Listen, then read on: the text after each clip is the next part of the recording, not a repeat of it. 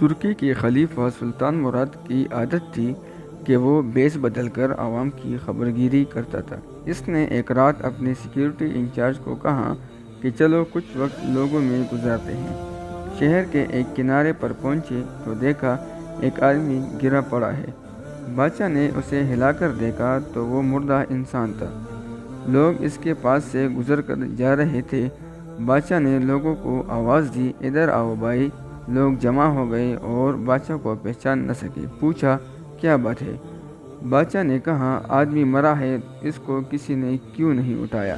کون ہے یہ اور اس کے گھر والے کہاں ہیں؟ لوگوں نے کہا یہ بہت برا اور گنہگار انسان ہے۔ تو سلطان مراد نے کہا کیا یہ امت محمدی میں سے نہیں ہے؟ چلو اس کو اٹھائے اور اس کے گھر لے چلے۔ لوگوں نے میت گھر پہنچا دی۔ اس کی بیوی نے لاش دیکھی تو رونے لگی۔ لوگ چلے گئے۔ بادشاہ اور اس کا سیکیورٹی انچارج وہیں عورت کا رونا سنتے رہے۔ وہ کہہ رہی تھی میں گواہی دیتی ہوں بے شک تو اللہ کا ولی ہے اور نیک لوگوں میں سے ہے۔ سلطان مراد بہت حیران ہوا، یہ کیسے ہو سکتا ہے؟ لوگ تو اس کے بارے میں یہ باتیں کر رہے تھے اور اس کی میت کو ہاتھ لگانے کو تیار نہ تھے۔ اس کی بیوی نے کہا مجھے بھی لوگوں سے یہی توقع تھی۔ اصل حقیقت یہ ہے کہ میرا خاوند ہر روز شراب خانے جاتا، جتنی ہو سکے شراب خریدتا اور گھر لا کر گڑھے میں بہا دیتا اور کہتا کہ چلو کچھ تو گناہوں کا بوجھ مسلمانوں سے ہلکا ہوا۔ اسی طرح رات کو ایک بری عورت کے پاس جاتا اور اس کو ایک رات کی اجرت دے دیتا اور اس کو کہتا کہ اپنا دروازہ بند کر لے، کوئی تیرے پاس نہ آئے۔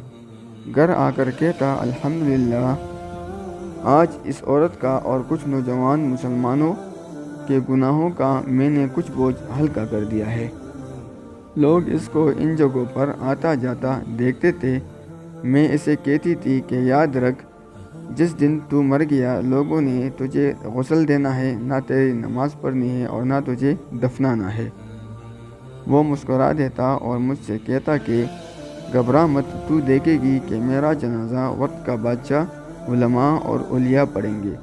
یہ سن کر بادشاہ رو پڑا اور کہنے لگا میں سلطان مراد ہوں، کل ہم اس کو غسل دیں گے، ہم اس کی جنازہ بھی پڑھائیں گے اور اس کی تدفین بھی ہم کروائیں گے۔ چنانچہ اس کا جنازہ بادشاہ، علماء، اولیاء اور کثیر عوام نے پڑھا۔ آج بظاہر کچھ دیکھ کر یا محض دوسروں سے سن کر اہم فیصلے کر بیٹھتے ہیں۔